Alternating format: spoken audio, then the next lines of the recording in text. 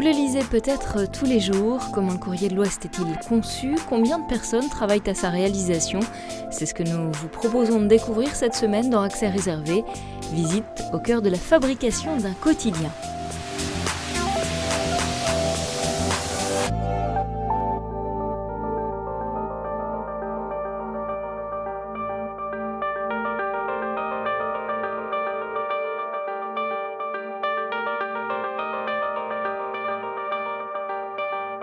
Nous sommes dans l'immeuble de la compagnie d'assurance AXA, qui se trouve assez près, à quelques centaines de mètres des locaux du Courrier de l'Ouest.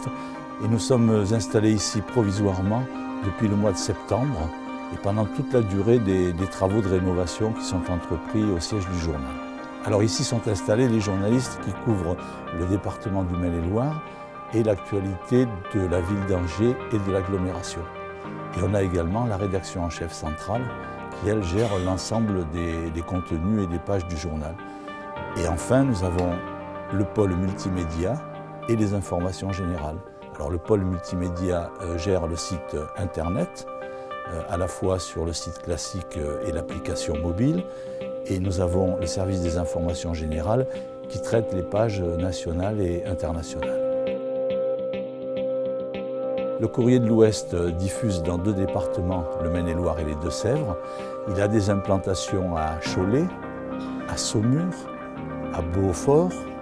Il est également installé à Niort et il est également installé à Bressuire et à Parthenay. Ses bureaux sont dans les Deux-Sèvres. La partie journalistique, c'est de 7h du matin à en gros minuit. Voilà, ça c'est une journée type. Bien sûr, les journalistes ne travaillent pas de 7h à minuit.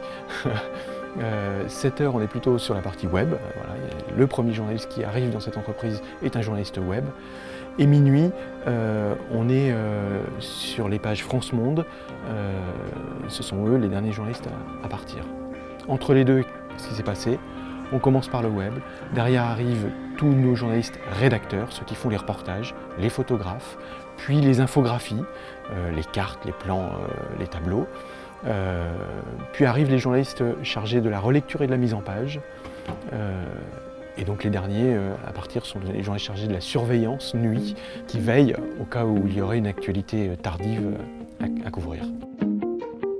Dans la vie de la rédaction, il y a 2 moments clés, phares. C'est la conférence de rédaction du matin et la conférence de une qui se fait plutôt en fin de journée. Donc la conférence de rédaction du matin est celle qui prépare vraiment la journée, où on détermine quel reportage on va faire, qui on envoie où, quel angle on va retenir, dans quelle page ça va passer. Voilà, on organise vraiment la journée en fonction de l'actualité. Et la conférence, l'autre temps fort, donc c'est la conférence du soir, qui est celle où on détermine la une du journal, en fonction de tout ce qu'on a récolté au fur et à mesure de la journée. Il y a les sports Maine-et-Loire, les sports, ce qu'on appelle IG dans notre jargon, information générale, qui traite du sport national et international. Il y a donc la locale, Angéville, Avrier, Trélazé, voilà, les rédactions d'agglo. Il y a aussi la rédaction qui travaille pour les pages départementales, pages Maine-et-Loire. On a des journalistes photographes, des journalistes infographistes, donc, qui mettent en scène l'information sous forme de cartes, de plans. J'en oublie, les journalistes web, bien sûr, qui sont en charge de mettre en scène l'information sur notre site internet. Voilà, toute une série de métiers. Ça représente à peu près une trentaine de journalistes. Et j'oubliais les journalistes secrétaires de rédaction qui sont chargés de la relecture et de la mise en page papier.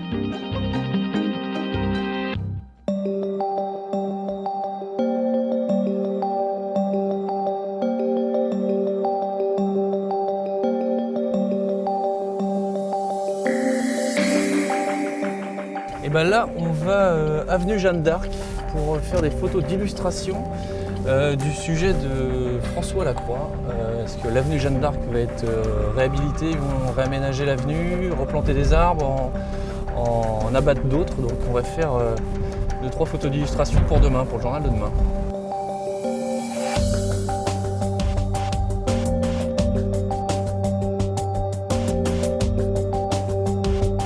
On est est 2 photographes titulaires avec Laurent et Laurent Combet, et on a des pigistes, on a 3 autres pigistes, et en fait on n'intervient que sur l'image, donc on n'écrit pas du tout dans le journal, et on intervient sur tout type de sujet, que ce soit sport, de la Ligue 1, du foot en Ligue 1, l'avenue Jeanne d'Arc, la politique, les faits divers, les concerts, voilà. Ce sont les journalistes qui nous demandent d'illustrer leur sujet, ou alors on va avec eux sur des rendez-vous, sur des interviews. Donc après on intervient sur toutes les pages du journal, sur les sports, la locale, les pages départementales. On couvre tout le département, on peut aller jusqu'à Saumur, Segré, Cholet, on intervient partout, sur tout le département.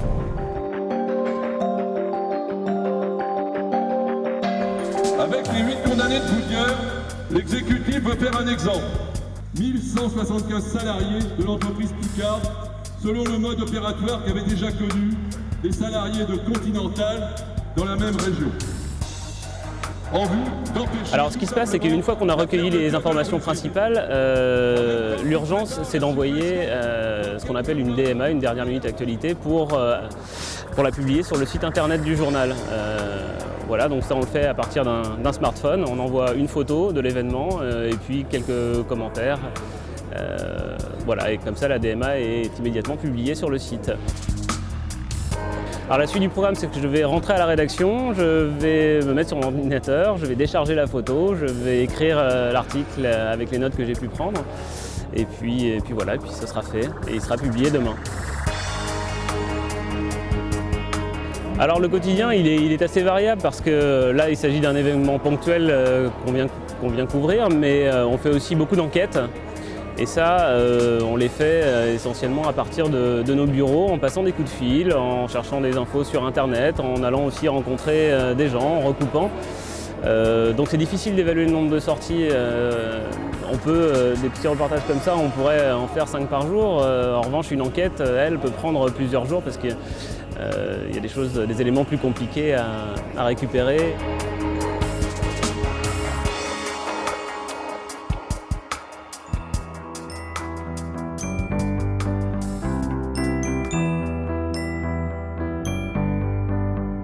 Alors nous sommes au secrétariat de rédaction à Angers, sachant que désormais les secrétaires de rédaction ont été mutualisés entre le Maine-et-Loire et les Deux-Sèvres. C'est un service qui englobe les 2 départements. Il y a 4 secrétaires de rédaction, on dit aussi SR, en Deux-Sèvres, et il y en a 6 basés à Angers. Il y a des journalistes professionnels dans les rédactions dans les grandes locales, dans les grandes villes, et dans toutes les petites locales, on essaie d'avoir un correspondant qui n'est pas journaliste professionnel, qui donc est un relais pour nous envoie des photos, de la copie, de qualités diverses, et le SR, donc, et son travail, c'est de mettre en forme tout ça, de le rendre compréhensible pour notre lecteur, de réaliser des titres, parce que les titres ne sont pas toujours soit adaptés à la forme, soit au fond qu'on veut donner au journal, et de faire la mise en page. Un secrétaire de rédaction fait entre 4 et 5 pages par jour, sachant que c'est des pages grand format et qu'il faut vraiment beaucoup repatiner et qu'il y a vraiment un vrai travail. Parfois on reçoit des papiers qui sont très bons, parfois on en reçoit qui sont beaucoup moins bons, donc voilà. J'avais un collègue qui à un moment qui disait que c'était un peu de l'alchimie parfois, donc c'est vrai qu'on reçoit des pépites, mais il faut savoir les mettre en place, donc il faut des journalistes pour ça. Les secrétaires de rédaction retravaillent essentiellement la copie de correspondant. Autrefois, il y avait une autre organisation où ils travaillaient aussi la copie des journalistes de toutes les rédactions. Ça a été remanié autrement. Les rédactions travaillent elles-mêmes leur copie entre eux, les journalistes, et sauf à la marge, les secrétaires de rédaction ne prennent que la copie des correspondants. En tout, on a dans les 400 correspondants en comptant les Deux-Sèvres et le Maine-et-Loire. On en a beaucoup plus en Maine-et-Loire. Donc combien de papiers par jour? Non, j'ai pas la réponse. Je pense plusieurs centaines, ça c'est sûr. Tous les jours, ici, on arbitre avec les différents interlocuteurs de la rédaction et de la pub pour savoir combien de pages on va faire le lendemain. Donc La rédaction en chef va nous demander un certain nombre de pages pour les pages départementales. La rédaction d'Angers va nous en demander aussi. Les sports vont en demander, tout ça argumenté. Il va en falloir pour les petites annonces et des annonces légales. Donc voilà, on harmonise tout ça. Donc, alors on a 4 éditions en Maine-et-Loire, Cholet, Saumur, Nord-Anjou et Angers.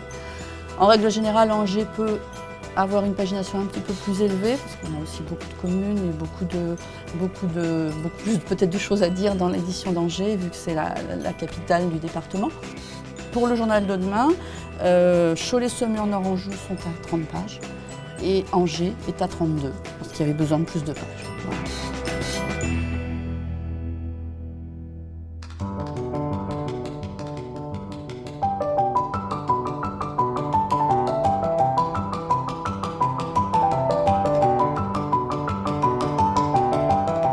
Alors là, nous sommes dans la salle du stockage bobine. Nous stockons toutes nos laises de papier, donc les laises 140, les laises 105 et les laises 70. On a 2 grammages de papier, principalement. Pour le journal, c'est un 42 grammes. Et nos suppléments, tels Ma Ville, on passe en 60 grammes.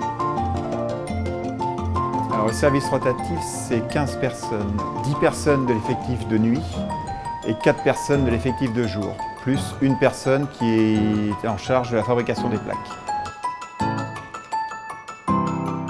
Donc les plaques, voilà. Le texte est imprimé sur le support plaque qui va servir après à la réalisation du journal. Ces plaques sont montées sur la machine. Il y a des rouleaux qui viennent passer dessus, humidifier la plaque, et après des rouleaux qui viennent mettre l'encre. Les endroits où on n'a pas d'impression, l'encre ne prendra pas. C'est le phénomène de l'offset. La plaque va venir s'appuyer sur un cylindre blanchet, un cylindre caoutchouc, qui reportera lui sur le papier.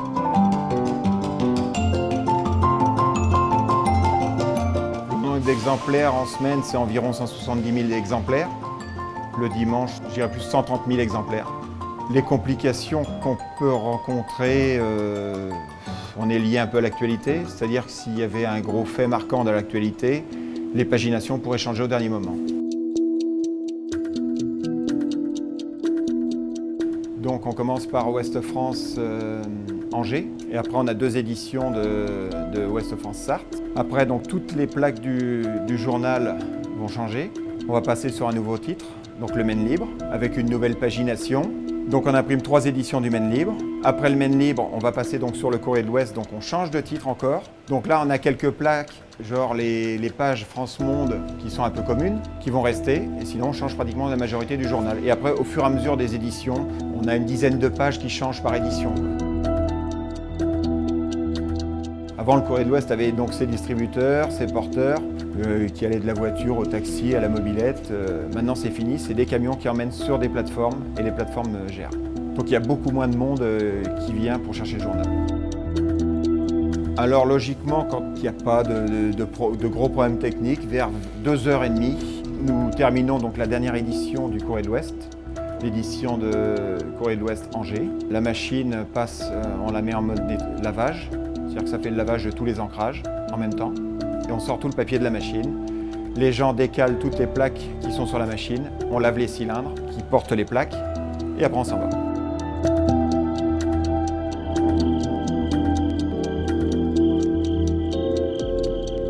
Nous nous trouvons sur le chantier du futur plateau rédactionnel.